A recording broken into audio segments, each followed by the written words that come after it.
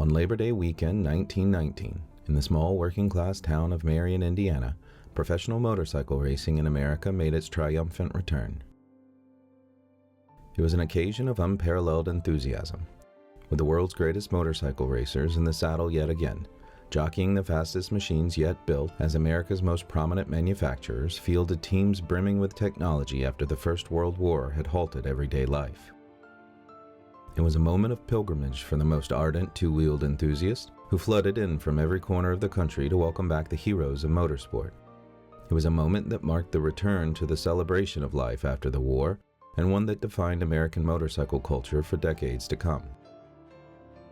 The Cornfield Classic, as it's affectionately remembered, was a 200-mile international Grand Prix championship that brought out the finest men and machines the sport had ever known. Marion, a small city in the heart of America, is located approximately 100 miles northeast of Indianapolis and is home to legends such as James Dean and Jim Davis, the cartoonist behind Garfield, not the racer, as well as motorcycle racing legend Ray Creviston. Like many communities at the time, the town tried to regroup from the gnawing unleashed upon humanity in the trenches at Ypres, the Somme, and Verdun over the 4 years prior, and the race served to revitalize its spirit. Though America's involvement came late in World War I, its impact reverberated throughout the nation, halting routine life by diverting the country's manpower and industry into the belly of the conflict. Having reached stratospheric heights just before the outbreak of war, the sport of motorcycle racing was paused while the U.S. engaged in total war. America's thriving motorcycle industry, like most others in the country, shifted all its efforts to the struggle in France. Indian, the world's most prominent motorcycle manufacturer at the time, quickly shifted its production along with rivals like Harley-Davidson, Excelsior, and Reading Standard.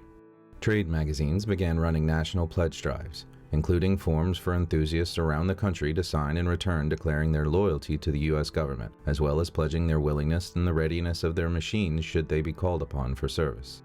Local and regional clubs began forming motorcycle units, performing drills, and preparing rapid assembly plans. Prominent figures in motorcycling, like New York's racing pioneer A.G. Chappell, promoted enlistment and spearheaded active service in the motorcycle Minutemen divisions. For many of America's racing stars, their mechanical skill set, patriotism, and grit perfectly aligned with the needs of the war, and many signed up for duty as mechanics, dispatch riders, mounted soldiers, and aviators in the hazardous and experimental new field of military aviation. Racing icons like Otto Walker, Maldon Jones, Morty Graves, Fred Ludlow, Ralph Hepburn, and Cleo Penu enlisted, many in mechanical roles in the burgeoning aviation sector. The veteran champ of the early Harley-Davidson racing program, Harry Otto Walker, trained as an electrical engineer in the U.S. Army's Aviation Division and arrived in France in May 1918. His teammate, Ralph Hepburn, was finishing up training as a pilot just before the armistice was signed. Former Cyclone star Dave Kinney shipped out in May as a private in the U.S. Army's 823rd Aero Squadron Repair Service. A legend of the Flying Merkle Factory program, Cleo Penu was one of the few Americans to see active aerial combat during the war and became one of America's elite few to qualify as an ace fighter pilot. Many others enlisted as dispatch riders in the U.S. Army Signal Corps, while pioneers of the sport worked in recruitment and training in military bases stateside. With staggering levels of loss and destruction, matched only by the efforts of men and women from all corners of the earth, the gruesome conflict was brought to an end with the signing of the armistice on November 11, 1918, and as America's doughboys began arriving back home, the country eagerly sought a return to normalcy. With the war finally over, the first sanctioned events began popping up in early 1919. Excelsior's Wells Bennett kicked things off in January by lowering the standing sidecar record, as well as lowering the record for the run between Los Angeles and Bakersfield, California. February brought the reopening of the Bakersfield Speedway, where rookie Ray Creviston, the Marion native, won the 50-mile sweepstakes on board his new Indian 8-valve. Still, it was the determined mark from Milwaukee, Harley-Davidson, that many looked to once the war had ended, as the motor company had been on a tear before the war.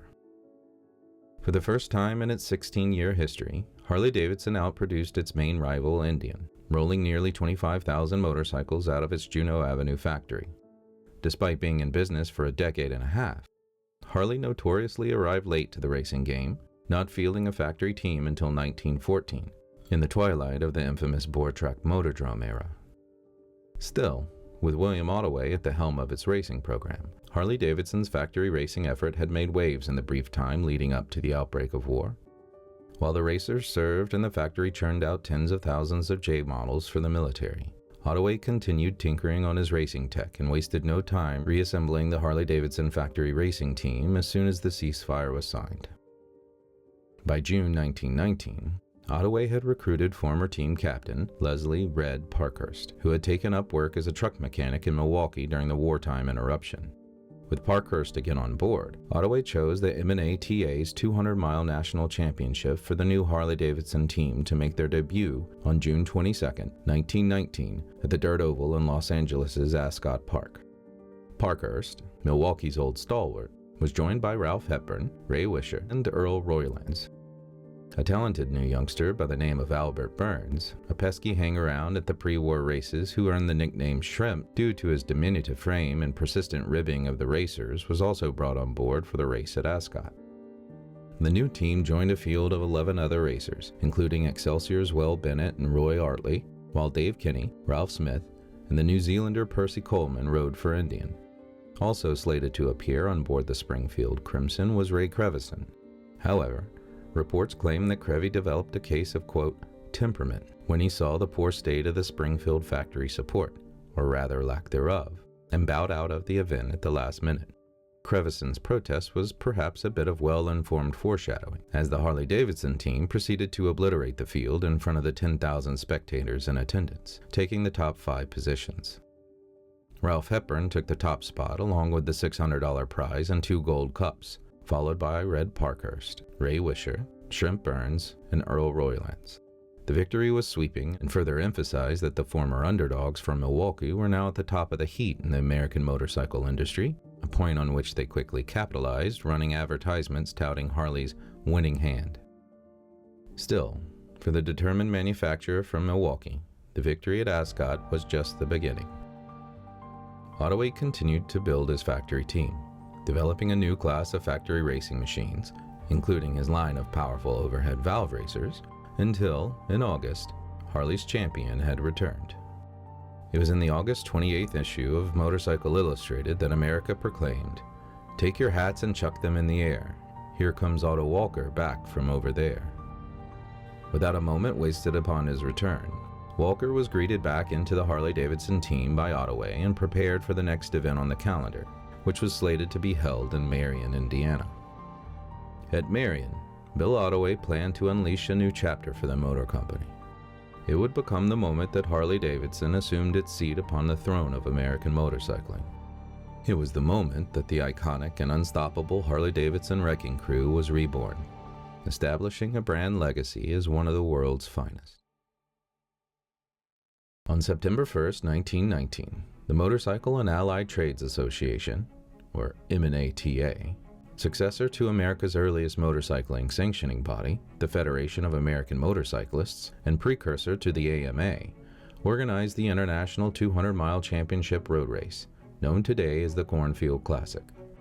Marion itself was selected for the event after intense lobbying from the local business association to host the race, following an earlier proposal in the nearby town of Peru that August. Initially, the 300-mile Dodge City race was set to resume on Labor Day 1919, but due to a shortage of laborers in the wheat fields that year given the final throes of the war, it was canceled. This cancellation led to the Marion event being rescheduled from its proposed date in August and taking top billing as the biggest race of the year. 2 local farmers, Joe Kelly and Bert Malott, got to work conditioning the selected 5.17-mile dirt loop outside Marion, widening sections, building up 3-foot banking on the square corners, and spraying oil on the circuit to keep the dust down during the race. Along the eastern straight, grandstands were erected with seating for thousands, Firestone tires installed a scoreboard, and large elevated bridges were built for the fans to cross the course safely.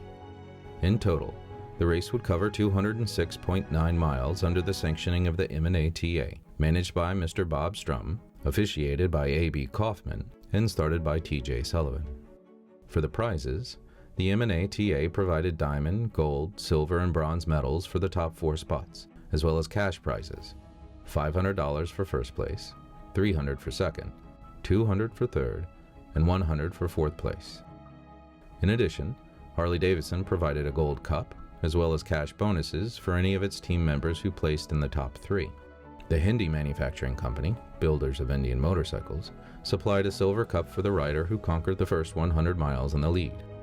Former Motodrome star and board track trainer Brownie Carslake was on hand from the Firestone Company to award another gold cup to the winner and generously provided each pit with a few cases of soda and 100 sandwiches for the big day.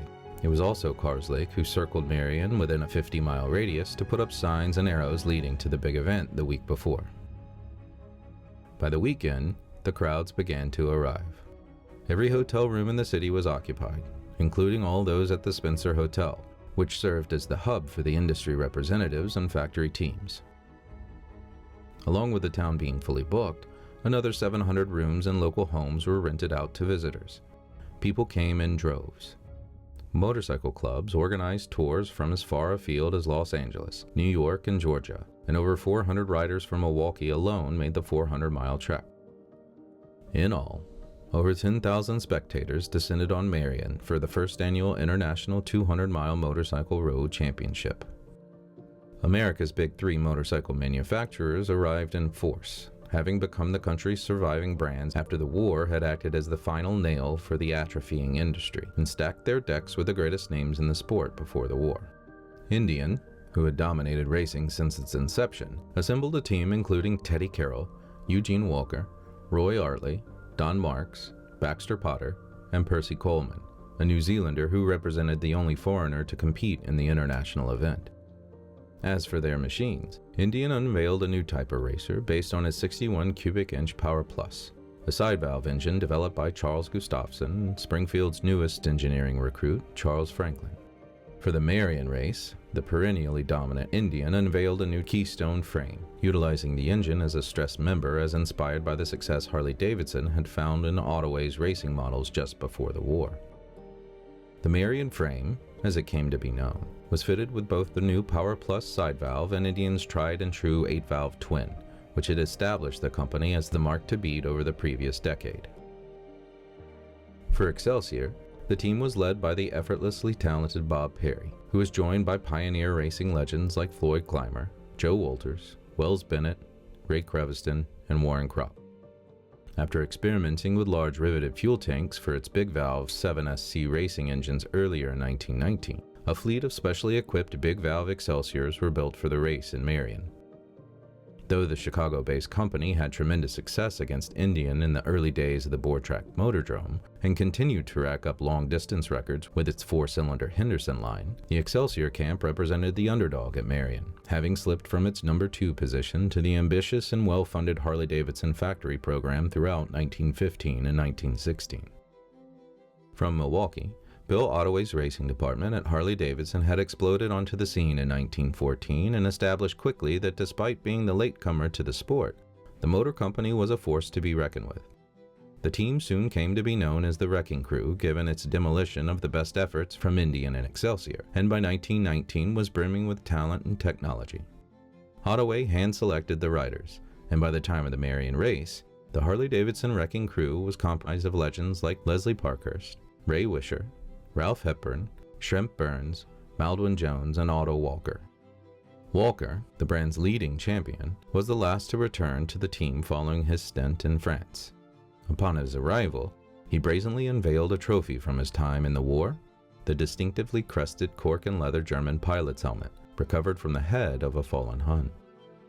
Though Ottaway had continued refining and improving designs like his short-coupled Keystone frame, Ricardo combustion chambers, and overhead valve twins throughout the war, it was decided that the team would ride a new version of Harley's pocket valve racing engine, given the grueling nature of the 200-mile race in Marion. To increase power and maximum RPM, Ottaway developed a dual camshaft assembly to operate the valves and reduce reciprocating weight.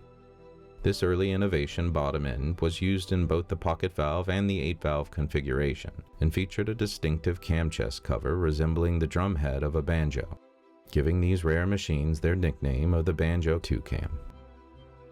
As race day approached, the area around the course was buzzing with excitement as the teams set up their pits and prepared their machines. Riders poured into a celebration of motorcycles as far as the eye could see. Racing pioneer and industry icon Floyd Clymer arrived in a sidecar with his wife in tow. Throughout the event, Clymer's wife would pilot the sidecar outfit, serving as an ambassador for female riders, with her son Bob Perry Clymer charming the crowd alongside. On the steep, 45-degree bluff near Marion Country Club, an impromptu hill climbing contest was organized with only one rider named H. Riggs from Kokomo making it to the top. Riggs rode a Harley-Davidson, which came with extra bragging rights after beating wrecking crew professionals like Red Parkhurst and Otto Walker, neither of which successfully crowned it. With an electric crowd filling up the small town of Marion, the world's gaze fell upon the big event. Starting positions were established by drawing names from a hat the day before, with Excelsior's Percy Coleman and Warren Kropp taking the first and second starting position. The racers were lined up in pairs with a 30-foot gap between them before Mr. T.J. Sullivan started the race, pacing the course in a Reading Standard side hack for a single lap, who were then unleashed on a rolling start.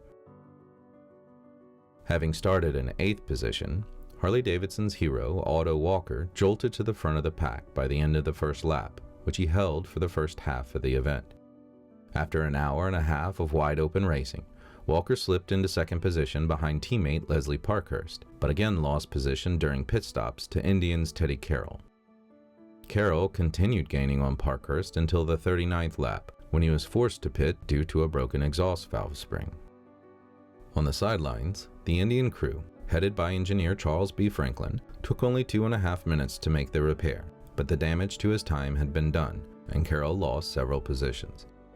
With lap after lap, the spectators were treated to men and machines running flat out on the smooth, mile-long straightway in front of them, with the two-wheeled heroes of the day blurring past at over 90 miles per hour.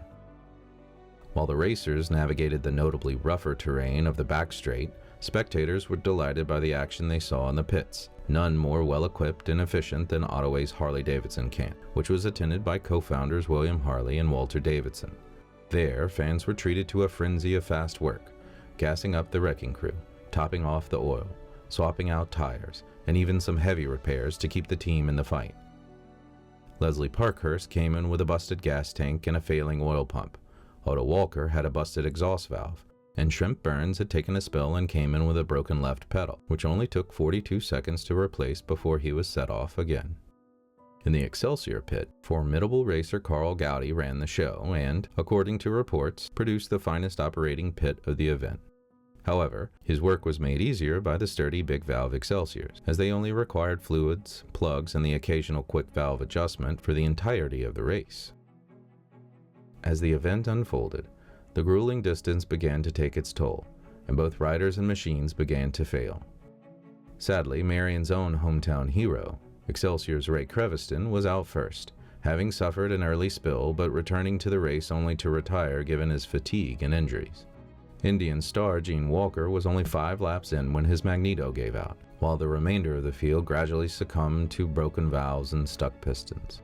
Harley's Ray Wisher was the next out on the 7th lap despite the lucky rabbit's ears he had tied to his handlebars, followed by Excelsior's Warren Kropp and Indian's Don Marks. Shortly after the halfway mark, with over 100 miles covered, 5 more racers retired, beginning with Maldwin Jones, Percy Coleman, Baxter Potter, Roy Artley, Shrimp Burns, followed by Floyd Clymer and Motordrome veteran Joe Walters. Of the original 18 starters, only 6 men ran the full length of the race, with Excelsior star Bob Perry coming in 6th place and his teammate, the legendary Wells Bennett, finishing just ahead in 5th. Though he mounted a fierce campaign against Leslie Parkhurst for the large part of the race, nipping at his rear tire for the entirety of the second half, Teddy Carroll broke a valve on his Power Plus racer on the final lap and was only able to recover a 4th place finish, making him the highest for the Springfield camp and the recipient of the $100 cash prize and bronze medal. For the podium, Harley-Davidson closed out the top 3 positions, further reinforcing its aim of being the world's preeminent motorcycle brand. It was homegrown war hero Otto Walker, adorned with his crested German pilot's helmet, who placed 3rd and won the silver medal, $200 prize, the Hindy Trophy for winning the first 100 miles, and a $25 bonus check from the motor company. Walker's teammate Ralph Hepburn tore across the line 5 minutes prior with a time of 3 hours, 11 minutes and 3 seconds to clinch second place, taking home the gold medal, $300, and a bonus $50 check from Harley-Davidson for his tenacious effort.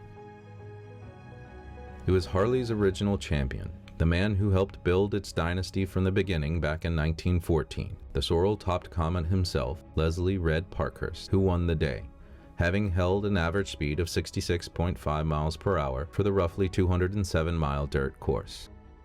For his troubles, Parkhurst was given $500, approximately $10,000 when adjusted for inflation, over 3 times the average annual income of the day, according to some estimates. Red was also awarded the Gold Harley-Davidson Cup, the gold trophy presented by Firestone Tires, and the M&A-TA's Diamond Medal. Parkhurst was crowned the king that day in Marion, with headlines across the nation proclaiming his achievements, and Parkhurst himself later crediting the victory as one of the finest in his career. Still, it was the Harley-Davidson Motor Company, the once small family dream in a Milwaukee shed a decade and a half prior, that ascended to the throne of American motorcycling on the dusty roads of Marion. Over the following 3 years, Harley-Davidson and its legendary wrecking crew would reign as the dominant motorcycle manufacturer in the sport. When the wrecking crew returned to Marion in 1920, Ray Wisher took the checkered flag after having shaved 17 minutes and 56 seconds off Parkhurst's time. It was also in Marion in 1920 that Wisher created one of the most enduring symbols of the motor company after adopting a piglet from a local farmer to serve as the team's mascot. Though the racers had a reputation for keeping critters of every type as good luck charms, like Maldwin Jones and his coyote kit, Walt Higley and his turtle, Ralph Hepburn and his rabbit, or Bill Minnick's raccoon, it was now the iconic images of Wisher and his pig at Marion in 1920 that stuck, forever giving Harley-Davidson its association with the hog. But the mythology would have never endured without the determination and grit of the legendary wrecking crew, the brilliance of Harley's racing director Bill Ottaway, or the company's ability to market and deliver to the masses the machines that made their team so successful. In 1920 and 1921, Harley-Davidson won the majority of every Class A event on the calendar, including a clean sweep of every national championship title in 1921, while also establishing numerous speed records from the boards in Fresno to the sands in Daytona. The 1919 race in Marion was not only the rebirth of the sport in America, but it was also the moment that established Harley-Davidson as the name in American motorcycling, a legacy that has reverberated throughout the centuries since. And so, as the dust settled over those Indiana cornfields and dipped behind the grandstands, the echoes of roaring engines and cheering crowds marked not just a race won, but the triumphant rise of an American icon, a moment forever remembered as the day Harley-Davidson assumed its place within the heart of American motorcycle culture and carried with it the dreams and spirit of a nation ready to charge into a new era.